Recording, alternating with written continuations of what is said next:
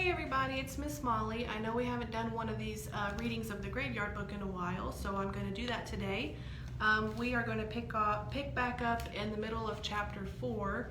If you remember back, Bod is wanting to buy a headstone for a ghost girl that he has met, and she helped him out by fixing his leg for him when he was injured. So he has come into a shop, Abanazer Bulger's antique shop, to hopefully buy a headstone with a brooch that he has acquired. So we're going to pick up there. Abanazer Bulger had seen some odd types in his time. If you owned a shop like Abanazer's, you'd see them too. The shop in the warren of streets in the old town, a little bit antique shop, a little bit junk shop, a little bit pawnbrokers, and not even Abanazer himself was entirely certain which bit was which. Brought odd types and strange people, some of them wanting to buy, some of them needing to sell. Abanazer Bulger traded over the counter, buying and selling, and he did a better trade behind the counter and in the back room, accepting objects that may not have been acquired entirely honestly, and then quietly shifting them on. His business was an iceberg, only the dusty little shop was visible on the surface. The rest of it was underneath, and that was just how Abanazer Bulger wanted it. Abanazer Bulger had thick spectacles and a permanent expression of mild distaste, as if he had just realized that the milk in his tea had been on the turn, and he could not get the sour taste of it out of his mouth. The expression served him well when people tried to sell him things. Honestly, he would tell them, sour-faced, it's not really worth anything at all. I'll give you what I can, though, as it has sentimental value. You were lucky to get anything like what you thought you wanted from Abanazer Bulger. A business like Abanazer Bulger's brought in strange people, but the boy who came in that morning was one of the strangest Abanazer could remember in a lifetime of cheating strange people out of their valuables. He looked to be about 7 years old and dressed in his grandfather's clothes. He smelled like a shed, his hair was long and shaggy, and he seemed extremely grave. His hands were deep in his pockets of a dusty brown jacket, but even with the hands out of sight, Abanazer could see that something was clutched extremely tightly, protectively in the boy's right hand. "Excuse me," said the boy. Aye, Sonny Jim," said Abanazer Bulger wearily. Kids, he thought, either they've nicked something or they're trying to sell their toys. Either way, he usually said no.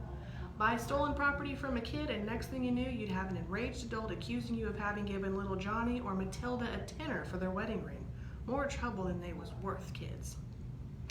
"I need something for a friend of mine," said the boy, "and I thought maybe you could buy something I've got." "I don't buy stuff from kids," said Abanazer Bulger flatly. Bod took his hand out of his pocket and put the brooch down on the grimy countertop. Bulger glanced down at it, then he looked at it. He removed his spectacles, he took an eyepiece from the countertop and he screwed it into his eye. He turned on a little light on the counter and examined the brooch through eyeglasses. "Snake stone," he said to himself, not to the boy. Then he took the eyepiece out, replaced his glasses, and fixed the boy with a sour and suspicious look. "Where did you get this?" Abanazer Bulger asked. Bod said, "Do you want to buy it?" "You stole it. You've nicked it from a museum or somewhere, didn't you?" "No," said Bod flatly. "Are you going to buy it, or shall I go and find somebody who will?" Abanazer Bulger's sour mood changed then. Suddenly he was all affability. He smiled broadly. "I'm sorry," he said. "It's just you don't see many pieces like this, not in a shop like this, not outside of a museum. But I would certainly like it. Tell you what, why don't we sit down over tea and biscuits? I've got a packet of chocolate chip cookies in the back room, and decide how much something like this is worth, eh?" Bod was relieved that the man was finally being friendly. I need enough to buy a stone," he said, "a headstone for a friend of mine." "Well, she's not really my friend, just someone I know. I think she helped make my leg better, you see." Abanazer Bulger, paying little attention to the boy's prattle, led him behind the counter and opened the door to the storeroom, a windowless little space, every inch of which was crammed high with teetering cardboard boxes, each filled with junk. There was a safe in there in the corner, a big old one. There was a box filled with violins, an accumulation of stuffed dead animals, chairs without seats, books and prints. There was a small desk beside the door, and Abanazer Bulger pulled up the only chair and sat down, letting Bod stand. Abanazer rummaged in a drawer in which Bod could see a half-empty bottle of whiskey and pulled out an almost finished packet of chocolate chip cookies, and he offered one to the boy. He turned on the desk light, looked at the brooch again, the swirls of red and orange in the stone, and he examined the black metal band that encircled it, suppressing a little shiver at the expression on the heads of the snake things. "This is old," he said. "It's priceless," he thought. "Probably not really worth much, but you never know." Bod's face fell. Abanazer Bolger tried to look reassuring. "I just need to know that it's not stolen, though, before I can give you a penny. Did you take it from your mom's dresser, nick it from a museum? You can tell me. I'm not get you in trouble. I just need to know." Bod shook his head. He munched on his cookie. "Then where did you get it?" Bod said nothing. Abanazer Bolger did not want to put down the brooch, but he pushed it across the desk to the boy. "If you can't tell me, you'd better take it back. There has to be trust on both sides, after all. Nice doing business with you. Sorry it couldn't go any further." Bod looked worried. Then he said, "I found it in an old grave, but I can't say where." He stopped because naked greed and excitement had replaced the friendliness on Abanazer Bolger's face. "And there's more like this there," Bod said. Bod said, "If you don't want to buy it, I'll find someone else. Thank you for the biscuit." Bolger said, "You're in a hurry, eh? Mom and Dad waiting for you, I expect?" The boy shook his head, then wished he had nodded.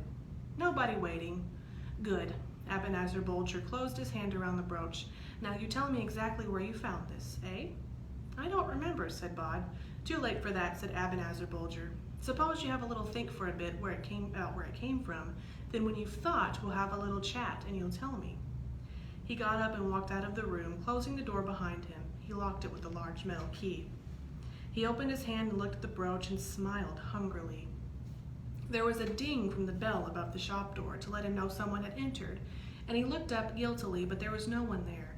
The door was slightly ajar, though, and Bolger pushed it shut, and then for good measure he turned around the sign in the window so it said closed. He pushed the bolt shut. Didn't want any busybodies turning up today. The autumn day had turned from sunny to gray, and a little patter of rain ran down the grubby shop window. Abanazer Bolger picked up the telephone from the counter and pushed at the buttons with fingers that barely shook. "Pay dirt, Tom," he said. "Get over here as soon as you can." Bod realized that he was trapped when he heard the lock turn in the door. He pulled on the door, but it held fast. He felt stupid for having been lured inside, foolish for not trusting his first impulses to get as far away from the sour-faced man as possible. He had broken all the rules of the graveyard, and everything had gone wrong. What would Silas say, or the Owenses? He could feel himself beginning to panic, and he suppressed it, pushing the worry back down inside him. It would be all good. He knew that. Of course he needed to get out. He examined the room he was trapped in. It was little more than a storeroom with a desk in it. The only entrance was the door. He opened the desk drawer, finding nothing but small pots of paint used for brightening up antiques and a paintbrush. He wondered if he would be able to throw paint in the man's face and blind him for long enough to escape. He opened the top of a pot of paint and dipped in his finger. "What are you doing?" asked a voice close to his ear. "Nothing," said Bod, screwing the top on the paint pot and dropping it into one of the jacket's enormous pockets. Liza Hempstock looked at him, unimpressed. "Why are you in here?" she asked. "And whose old bag of lard out there?" "It's his shop. I was trying to sell him something." "Why?" "None of your beeswax," she sniffed. "Well," she said, "you should get on back to the graveyard." "I can't. He's locked me in." "Of course you can. Just slip through the wall." He shook his head. "I can't. I can only do it at home because they gave me the freedom of the graveyard when I was a baby." He looked up at her under the electric light. It was hard to see her properly, but Bod had spent his life talking to dead people. "Anyway, what are you doing here? What are you doing out from the graveyard? It's daytime, and you're not like Silas. You're meant to stay in the graveyard." She said, "There's rules for those in the graveyard, but not for those as was buried in unhallowed ground. Nobody tells me what to do or where to go." She glared at the door. "I don't like that man," she said. "I'm going to see what he's doing." A flicker and Bod was alone in the room once more. He heard a rumble of distant thunder. In the cluttered darkness of Bolger's antiquities, Abanazer Bolger looked up suspiciously, certain that someone was watching him, then realized he was being foolish. "The boy's locked in the room," he told himself. "The front door's locked." He was polishing the metal clasps surrounding the snake stone as gently and as carefully as an archaeologist on a dig, taking off the black and revealing the glittering silver beneath it. He was beginning to regret calling Tom Hustings over. Although Hustings was big and good for scaring people, he was also beginning to regret that he was going to have to sell the brooch when he was done. It was special. The more it glittered under the tiny light on the counter, the more he wanted it to be his, and only his. There was more where this came from, though, the boy would tell him. The boy would lead him to it. The boy. An idea struck him. He put down the brooch reluctantly and opened a drawer behind the counter, taking out a metal biscuit tin filled with envelopes and cards and slips of paper. He reached in and took out a card, only slightly larger than a business card. It was black-edged. There was no name or address printed on it, though. Only one word handwritten in the center in an ink that had faded to brown. Jack. On the back of the card in pencil, Abanazer Bolger had written instructions to himself in his tiny, precise handwriting as a reminder, although he would not have been likely to forget the use of the card. How to use it to summon the man Jack. No, not summon, invite. You did not summon people like him. A knocking on the outer door of the shop. Bolger tossed the card down onto the counter and walked over to the door, peering out into the wet afternoon. "Hurry up," called Tom Hustings. "It's miserable out here. Dimsel, I'm getting soaked." Bolger unlocked the door and Tom Hustings pushed his way in, his raincoat and hair dripping. "What's so important that you can't talk about it over the phone then?" "Our fortune," said Abanazer Bolger with his sour face. "That's what." Hustings took off his raincoat and hung it on the back of the shop door. "What is it? Something good fell off the back of a lorry?" "Treasure," said Abanazer Bolger. "Two kinds." He took his friend over to the counter, showed him the brooch under the little light. "It's old, isn't it?" "From pagan times," said Abanazer. From Druid times, before the Romans came. It's called a snake stone. Seen them in museums. I've never seen metalwork like that or one so fine. Must have belonged to a king. The lad who found it says it came from a grave. Think of a barrow filled with stuff like that." "Might be worth doing it legit," said Hustings, though thoughtfully. "Declare it as treasure trove. They have to pay us market value for it, and we could make them name it after us, the Hustings Bolger Bequest." "Bolger Hustings," said Abanazer automatically. Then he said, "There's a few people I know of, people with real money, who would pay more than market value if they could hold it as you are." For Tom Hustings was fingering the brooch gently, like a man stroking a kitten. And there's no questions asked. He reached out his hand, and reluctantly Tom Hustings passed him the brooch. "You said two kinds of treasures," said Hustings. "What's the other?" Abanazer Bolger picked up the black-edged card, held it out for his friend's inspection. "Do you know what this is?" His friend shook his head. Abanazer put the card down on the counter. "There's a party is looking for another party." "So?" "The way I heard it," said Abanazer Bolger, "the other party is a boy." "There's boys everywhere," said Tom Hustings, "running all around, getting into trouble. I can't abide them, so there's a party looking for a particular boy. This lad looks to be the right sort of age. He's dressed well. You'll see how he's dressed. And he found this. It could be him. And if it is him," Abanazer Bolger picked up the cardigan by the edge and waved it back and forth slowly as if running the edge along an imaginary flame. "Here comes a candle to light you to bed," he began, "and here comes a chopper to chop off your head," concluded Tom Hustings thoughtfully. "But look, if we call the man Jack, we lose the boy, and if we lose the boy, we lose the treasure." And the two men went back and forth on it, weighing the merits and disadvantages of reporting the boy or of collecting the treasure, which had grown in their minds to a huge underground cavern filled with precious things. And as they debated, Abanazer pulled a bottle of sloe gin from beneath the counter and poured them both a generous tot to assist the celebrations. Liza had soon bored with their discussion, which went back and forth and around like a whirligig, getting nowhere, and so she went back into the storeroom to find Bod standing in the middle of the room with his eyes tightly closed and his fists clenched and his face all screwed up as if he had a toothache, almost purple from holding his breath. "What you doing of now?" she asked, unimpressed. He opened his eyes and relaxed. "Trying to fade," he said. Liza sniffed. "Try again," she said. He did, holding his breath even longer this time. "Stop that," she told him, "or you'll pop." Bod took a deep breath and then sighed. "Excuse me." "It doesn't work," he said. "Maybe I could hit him with a rock and just run for it." There wasn't a rock, so he picked up a colored glass paperweight, hefted it in his hand, wondering if he could throw it hard enough to stop Abanazer Bolger in his tracks. "There's two of them out there now," said Liza, "and if the one don't get you, the other will. They say they want to get you to show them where you got the brooch and then dig up the grave and take the treasure. She did not tell him about the other discussions they were having, nor about the black-edged card. She shook her head. Why did you do something as stupid as this anyway? You know the rules about leaving the graveyard. Just asking for trouble it was. Bod felt very insignificant and very foolish. I wanted to get you a headstone, he admitted in a small voice, and I thought it would cost more money, so I was going to sell him the brooch to buy you one. She didn't say anything. Are you angry? She shook her head. It's the first nice thing anyone's done for me in 500 years, she said with a hint of goblin smile.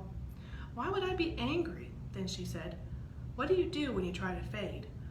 What Mr. Pennyworth told me. I am an empty doorway. I am a vacant alley. I am nothing. Eyes will not see me. Glances slip over me. But it never works. It's because you're alive, said Liza with a sniff. There's stuff that works for us. There's stuff as works for us, the dead, who have to fight to be noticed at the best of times. That won't never work for you people. She hugged herself tightly, moving her body back and forth as if she was debating something. Then she said, because of me, you got into this. Come here, Nobody Owens.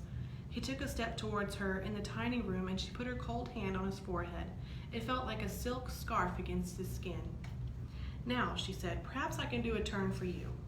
And with that, she began to mutter to herself, mumbling words that Bod could not make out. Then she said, clear and loud, be whole, be dust, be dream, be wind, be night, be dark, be wish, be mind. Now slip, now slide, now move unseen, above, beneath, betwixt, between. Something huge touched him, brushed him from head to feet, and he shivered. His hair prickled and his skin was all goose flesh. Something had changed. What did you do? He asked. Just give you a helping hand, she said. I may be dead, but I am a dead witch, remember, and we don't forget. But hush up, she said. They're coming back. The key rattled in the storeroom lock. Now then, chummy, said a voice Bod had not heard clearly before. I'm sure we're all going to be great friends. And with that, Tom Hustings pushed open the door. Then he stood in the doorway, looking around, looking puzzled. He was a big man with foxy red hair and a bottled red nose. Here, Abanazer, I thought you said he was in here. I did, said Bulger from behind. Well, I can't see hide nor hair of him. Bulger's face appeared behind the ruddy man's and he peered into the room. Hiding, he said, staring straight at where Bod was standing. No use hiding, he announced loudly. I can see you there. Come on out. The two men walked into the little room and Bod stood stock still between them and thought of Mr. Pennyworth's lessons. He did not react, he did not move. He let the men's glances slide from him without seeing him. You're going to wish you'd come out when I called, said Bulger, and he shut the door. Right, he said to Tom Hustings. You block the door so he can't get past. And with that he walked around the room, peering behind things and bending awkwardly to look beneath the desk. He walked straight past Bod and opened the cupboard. Now I see you, he shouted. Come out. Liza giggled. What was that? Asked Tom Hustings, spinning around. I didn't hear nothing, said Abanazer Bulger. Liza giggled again. Then she put her lips together and blew, making a noise that began as a whistling and then sounded like a distant wind. Probably sounded like that. The electric lights in the little room flickered and buzzed, then they went out. Bloody fuses, said Abanazer Bulger. Come on, this is a waste of time. The key clicked in the lock and Liza and Bod were left alone in the room. He's got away, said Abanazer Bulger. Bod could hear him now through the door. Room like that, there wasn't anywhere he could have been hiding. We'd seen him if he was. The man Jack won't like that. Who's going to tell him? A pause. Here, Tom Hustings. Where's the brooch gone? That? Here? I was keeping it safe. Keeping it safe? In your pocket? Funny place to be keeping it safe if you ask me. More like you were planning to make off with it, like you was planning to keep my brooch for your own. Your brooch, Abanazer? Your brooch? Our brooch, you mean? Ours indeed. I don't remember you being here when I got it from that boy. That boy that you couldn't even keep safe for the man Jack, you mean? Can you imagine what he'll do when he finds you had the boy he was looking for and you let him go? Probably not the same boy. Lots of boys in the world where what are the odds it was the one he was looking for? Out the back door as soon as my back was turned, I'll bet. And then Abanazer Bulger said in a high, wheedling voice, Don't you worry about the man Jack, Hustings. I'm sure that it was a different boy. My old mind playing tricks, and we're almost out of slow gin. How would you fancy a good scotch? I've whiskey in the back room. You just wait here a moment. The storeroom door was unlocked and Abanazer entered, holding a walking stick and a flashlight, looking even more sour-faced than before. If you're still in here, he said in a sour mutter, don't even think of making a run for it. I've called the police on you, that's what I've done. A rummage in a drawer produced the half-filled bottle of whiskey and then a tiny black bottle. Abanazer poured several drops from the little bottle into the larger, then he pocketed the tiny bottle. My brooch, and mine alone, he muttered, and followed it with a bark. Just coming, Tom. He glared around the dark room, staring past Bod, then he left the storeroom, carrying the whiskey in front of him. He locked the door behind him. Here you go, said Abanazer Bulger's voice through the door. Give us your glass then, Tom. Nice drop of scotch, put hair on your chest. Say when. Silence. Cheap muck. Aren't you drinking? That slow gin's gone to my innards. Give it a minute for my stomach to settle. Then, here, Tom, what have you done with my brooch? Your brooch, is it now? Whoa, what did you put something in my drink, you little grub? What if I did? I could read on your face what you was planning, Tom Hustings, thief. And then there was shouting and several crashes and loud bangs as if heavy items of furniture were being overturned. Then silence. Liza said, quickly now, let's get you out of here. But the door's locked, he looked at her. Is there something you can do? Me? I don't have any magics will get you out of a locked room, boy. Bod crouched and peered out through the hole.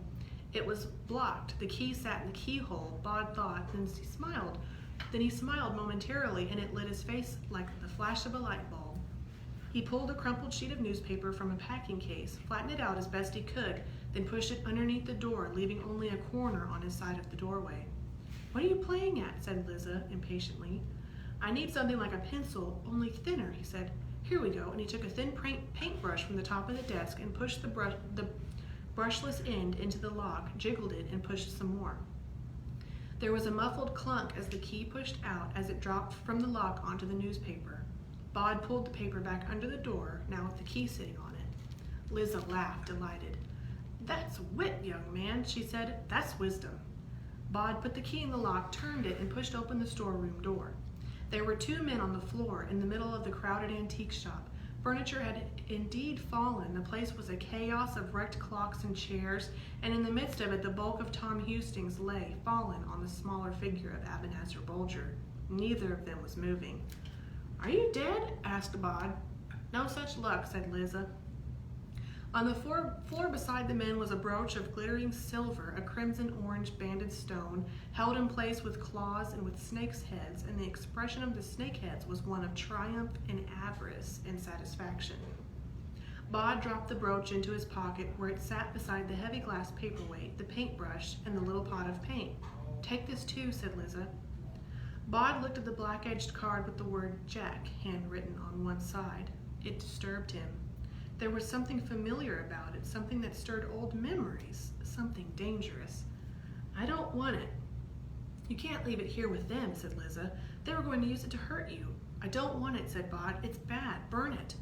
No, Liza gasped. Don't do that. You mustn't do that. Then I'll give it to Silas, said Bod, and he put the little card into an envelope so he had to touch it as little as possible, and put the envelope into the inside pocket of his old gardening jacket beside his heart. 200 miles away, the man Jack woke from his sleep and sniffed the air. He walked downstairs. What is it? Asked his grandmother, stirring the contents of a big iron pot on the stove. What's got into you now? I don't know, he said. Something's happening, something interesting. And then he licked his lips.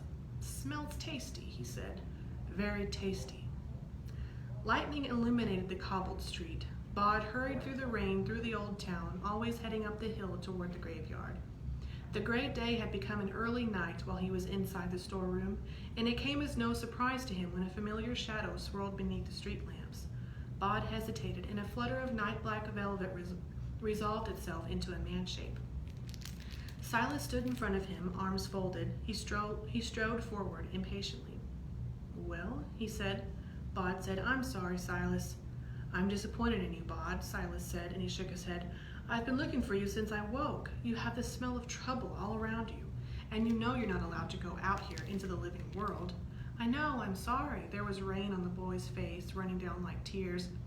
First of all, we need to get you back to safety. Silas reached down and engulfed and enfolded the living child inside his cloak, and Bod felt the ground fall away beneath him. Silas, he said. Silas did not answer. I was a bit scared, he said, but I knew you'd come and get me if it was too bad. And Liza was there. She helped a lot. Liza? Silas's voice was sharp. The witch from the potter's field. And you say she helped you? Yes, she especially helped me with my fading. I think I can do it now. Silas grunted. You can tell me all about it when we're home. And Bod was quiet until they landed beside the chapel. They went inside into the empty hall as the rain redoubled, splashing up from the puddles that covered the ground. Bod produced the envelope containing the black-edged card. He said, I thought you should have this. Well, Liza did, really. Silas looked at it, then he opened it, removed the card, stared at it, turned it over, and read Abanazer Bulger's penciled note to himself in tiny handwriting, explaining the precise manner of use of the card. Tell me everything, he said. Bod told him everything he could remember about the day, and at the end, Silas shook his head slowly, thoughtfully. Am I in trouble? Asked Bod. Nobody, Owens, said Silas. You are indeed in trouble. However, I believe I shall leave it to your parents to administer whatever discipline and reproach they believe to be needed. In the meantime, I need to dispose of this. The black-edged card vanished inside the velvet cloak, and then, in the manner of his kind, Silas was gone. Bod pulled the jacket up over his head and clambered up the slippery paths to the top of the hill, to the Frobisher mausoleum. He pulled aside a framed Pettifer's coffin, and he went down and still further down. He replaced the brooch beside the goblet and the knife. Here you go, he said, all polished up, looking pretty. It comes back, said the slayer with satisfaction in smoke-tendrilled voice. It always comes back. It had been a long night. Bod was walking sleepily and a little gingerly past the small tomb of the wonderfully named Miss Liberty Roach. What she spent is lost. What she gave remains with her always. Reader, be charitable. Past the final resting place of Harrison Westwood, baker of the parish, and his wives, Marion and Joan, to the potter's field. Mr. and Mrs. Owens had died several hundred years before it had been decided that beating children was wrong, and Mr. Owens had regretfully that night done what he saw as his duty, and Bod's bottom stung like anything. Still, the look of worry on Mrs. Owens' face had hurt Bod worse than any beating he could have done. He reached the iron railings that bounded the potter's field and slipped between them. Hello? He called. There was no answer, not even an extra shadow in the hawthorn tree. I hope I didn't get you into trouble too, he said. Nothing. He had replaced the jeans in the gardener's hut. He was more comfortable in his gray winding sheet, but he had kept the jacket. He liked having the pockets. When he had gone to the shed to return the jeans, he had taken a small hand scythe from the wall where it hung, and with it he attached the nettle patch in the potter's field, sending the nettles flying, slashing and gutting them till there was nothing but stinging stubble on the ground. From his pocket he took the large glass paperweight, its insides a multitude of bright colors, along with the paint pot and the paintbrush.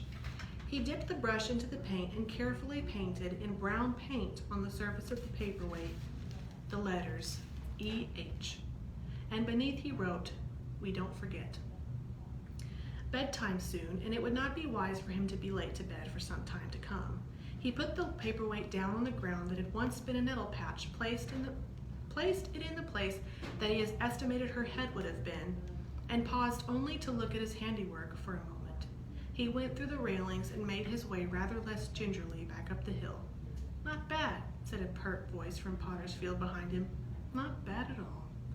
But when he turned to look, there was no one there. Okay, and that concludes the rest of Chapter 4 of the Graveyard Book. Tune in next week for Chapter 5.